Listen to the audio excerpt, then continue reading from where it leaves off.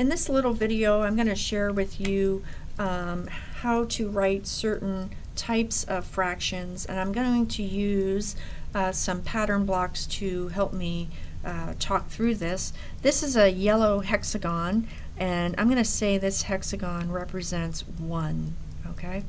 Now these red pieces here, these are called trapezoids, and if I were to put them together like this, okay, and notice that the trapezoids, when I put them on top of each other, they look just like the yellow hexagon. And so in this case, I would have 2 seconds. Okay, so I need two equal parts to make the hexagon, which is the whole. And in this case, I have 2. I'm considering 2. Okay. Now let's look at these rhombuses. They look like this. And so if I have 3 of these rhombuses and I stick them together to look like the whole, I guess I could turn it like that. I need 3 equal parts to make a whole. And I have 3. Okay. And so you can see that these 3 make up a whole. Okay. And let's do one more. Let's use these little green triangles here, if I can get them out of the bag. 1, 2. We'll do 2 more. Okay, so I'm going to try to make a whole with these triangles.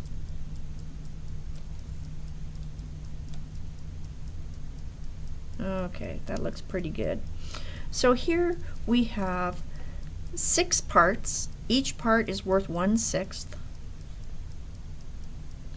And I have 6 of them, and it looks just like the whole, doesn't it? Okay, it represents the whole. So each of these fractions, notice, are going to be the same as 1. Okay, same as 1. 3 out of 3 is 1, and then this one is also the same as 1. And one way to do this is to think of it in terms of a division problem, and we talked a little bit about division previously. This number here is called the dividend. If we were to look at it as a division problem, dividend, and this would be our divisor. Okay, and if we were to take 2 and divide it by 2, well, we would get 1. If we had 2 items and we wanted to break it up into 2 separate groups, each group would have 1 item.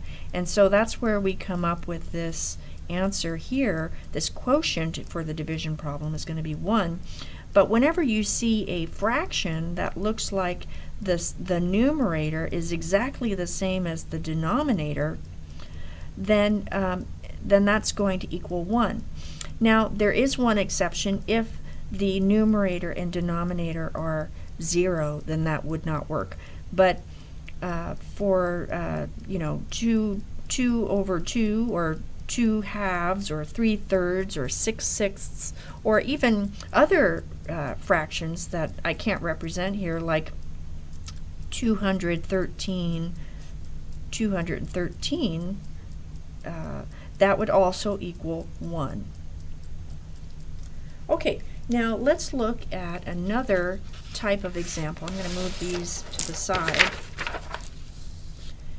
If we have like in one of those other examples, let me see if I can find it over here. Here's the example right here. In this picture, we were only considering the shaded pieces, and notice there are no shaded pieces, but each part within is equal, and each part represents 1/8, but we don't have any shaded pieces.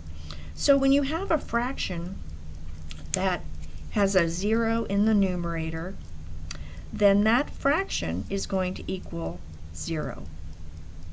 Okay, So let's look at a couple of others. Well, I'll draw a circle, okay, and we'll cut it into forts, okay, and we're going to say how many of those are shaded.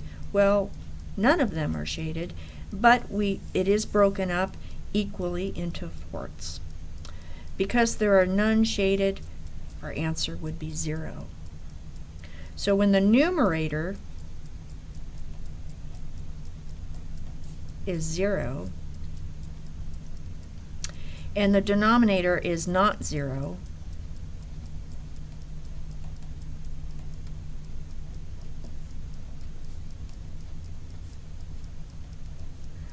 then your answer is 0. Okay, now there is a couple of more things I want to share with you, and that is, and I think we talked a little bit about this in division. You cannot have a fraction in which you have a number on top. So a numerator, say we've got 5, but the whole is 0. You can't have anything you can't divide nothing into 5 parts. That's basically what we're saying here. So this, whenever you see this, it's called undefined.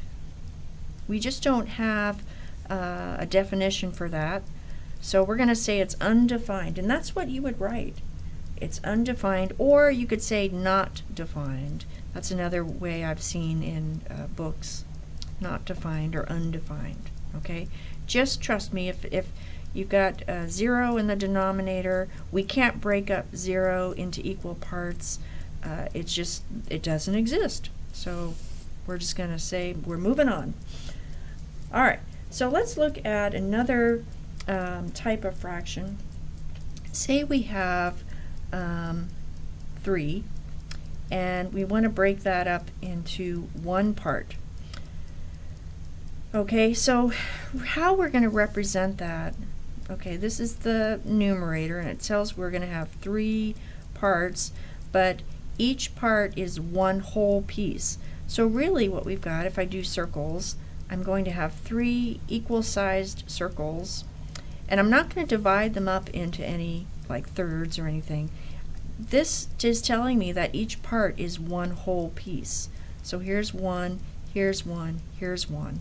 And so really when I look at the whole thing collectively, I've got 3 equal parts, or 3 equal wholes, because again, the denominator is telling me that the parts are going to equal this number to make up the whole. Okay, so whenever you have a numerator over a denominator that is a 1, then that becomes, the numerator here becomes your answer, okay? And if we look at it in terms of division, because this is also a division problem, we could go 3 divided by 1. How many times does 1 go into 3? It goes into it 3 times. And so, again, that is going to be your answer. So I think those are all of the examples of the different kinds of fractions that you might run into for right now. Now, I did not include improper fractions, but we'll talk a little bit about that later.